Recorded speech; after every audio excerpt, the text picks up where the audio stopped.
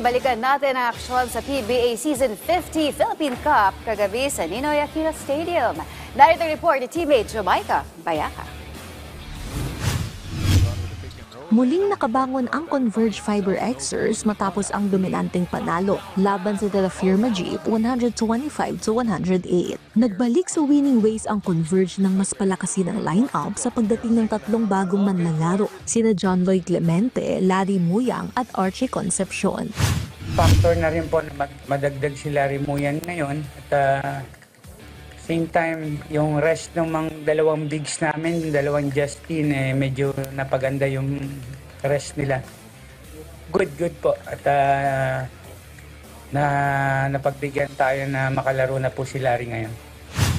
Pinangunahan ni Alex Stockton ang opensa na may 22 points habang nagpakita ng double-double sina Justin Arana at Justin Baltazar. Muli na namang nagtala ng triple-double 17 points, 10 rebounds at 12 assists ang veteranong rookie na si Juan Gomez Del Llano. Nagsilbing recovery ang panalong ito matapos ang masakit na pagkabigo sa kanilang nakaraang laban kontra TNT sa Ilocos Norte.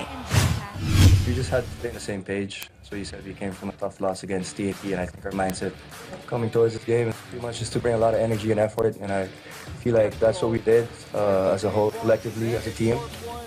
We added more firepower off the bench. We had 3 new players, and yeah, I'm just happy we came home with a W.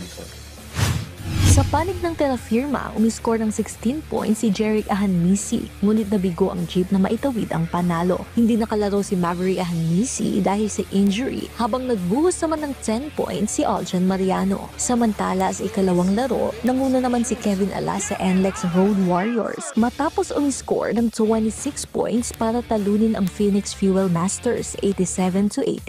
Muling nagbalik sa aksyon si Robert Bollig na may 9.7 rebounds at 9 assists. May double-double din si Anthony Semerad na may 11 points at 10 rebounds, habang si Richie Rivera naman ang nanguna sa Phoenix na may 22 points. Bagamat nakalapit ang Fuel Master sa 2 puntos sa huling minuto, tinapos ito ni Kevin Alas sa pamamagitan ng sunod-sunod na clutch shots para sa panalo ng NLEX.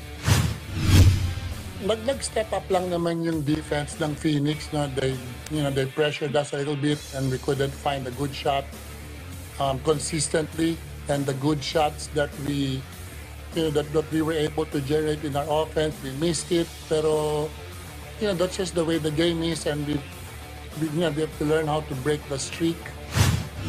Personal goal ko para sa team namin is to be a consistent playoff team, and of course make it to the semifinals. We're not as talented as the championship contending teams, but ang chance namin to compete against those teams is be consistent sa system namin. Magpapatuloy ang bakbakan sa Biyernes, October 24 sa Inates Center, Antipolo City. Jamaica Bayaka para sa Atletang Pilipino, para sa bagong Pilipinas.